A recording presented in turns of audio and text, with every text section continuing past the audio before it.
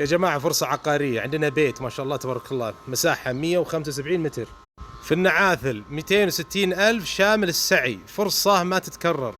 طبعا هذا شارع الدوريات، الثانوية الرابعة للبنات، قصر خزام. عندك هنا البيت، موقع ما شاء الله ممتاز. طبعا إذا تبي تهوية، البيت ما شاء الله في تهوية، وفي 5 غرف تحت و3 غرف فوق، فرصة عقارية. طبعا ما شاء الله عندك تهوية وعندك ارتدادات وعندك سطح، عندك تحت 5 غرف نوم، وعندك فوق 3 غرف نوم وخيمة، ما شاء الله. شوف برضو وسع الشارع. طبعا يحتاج صبغ، هنا المجلس للرجال وعندك هنا مجلس للسيدات، عندك هنا ارتداد الايسر. طبعا هذا الارتداد عندك خلفي، وعندك برضو في حول البيت ما شاء الله عندك تهوية في الايمن، ارتداد الايمن والايسر وخلف البيت. هذا المجلس ما شاء الله. طبعا عندك هذا الموزع، عندك ما شاء الله هذه غرفة نوم، وعندك هناك 3 غرف نوم، وهنا عندك المطبخ. طبعا عندنا هذا الموزع، عندك هنا غرفة نوم، وهناك عندنا غرفتين نوم، وعندنا هنا المطبخ.